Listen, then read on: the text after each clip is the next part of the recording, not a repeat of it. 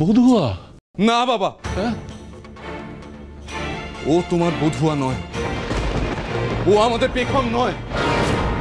কিন্তু আবির আমাদের কি বলছে আমরা কেউ কিচ্ছু বুঝে উঠতে পারছি না বাবা। কাকুমণি প্লিজ প্লিজ প্লিজ সবাই শান্ত হও প্লিজ। ও পেখম নয়, ও ঝুমুর, ও ঝাড়গ্রামে বাড়ি, সেখান থেকে ওকে আমি বাঁচাই।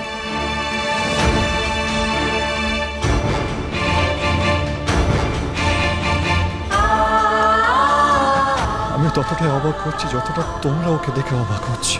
কিন্তু ওর কথা মতো ওর বাড়িতে শুধু ওর বাবা ছাড়া কেউ নেই। আমি শুধু ভাবছি কি করে দুটো মানুষের এত মিল হতে পারে, কি করে? তোমাদের মনে হচ্ছে না? অবাক হচ্ছে তো? হ্যাঁ, আমি অতটা অবাক হয়েছি, ঠিক অতটাই। তাই ওকে পুলিশের হাতে না দিয়ে কোনো হোমে না পাঠিয়ে এখানে নিয়ে এসেছি।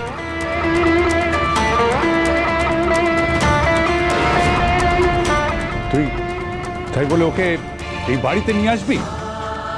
আমাদের সাথে কথা বলার কোনো প্রয়োজন বোধ করলি না তুই?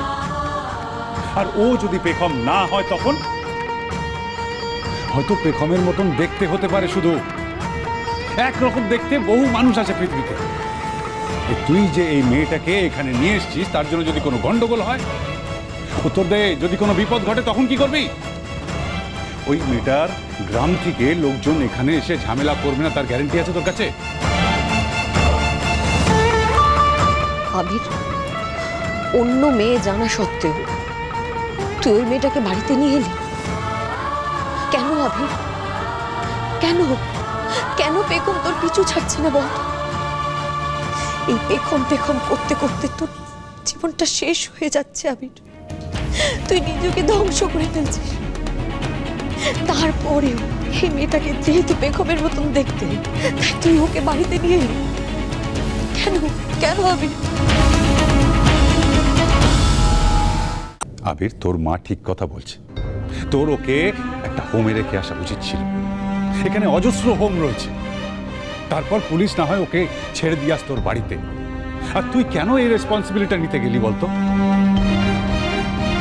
কিছুদিন বাদেই কৌশিক এখানে চলে আসবে, তারপরেই তোর বিয়ের কথাবার্তা বলবো। তার আগে এই মেয়েকে এখানে নিয়ে আসা ঠিক হয়নি আবির, ঠিক হয়নি। বাবা বাবা, আপনি আবিরকে বোঝান না, আবিরকে বোঝান না, ও ঠিক করেনি। ঠাকুরপো, তুমি ওকে বলো না। কি গো, বলো না ওকে এই মেয়েটাকে অন্য কোথাও রেখে আসতে বলো না ওকে। শোন আবির, আমার মনে হয় এটাই ঠিক, তুই ওকে ছেড়ে আয়। এই প্রেশারটা নেওয়া তোর উচিত হয়নি। বধুয়া সোম থেকে রবি প্রতিদিন সন্ধ্যে 7:30টায় স্টার জলসায় ও ডিজনি প্লাস হটস্টারে।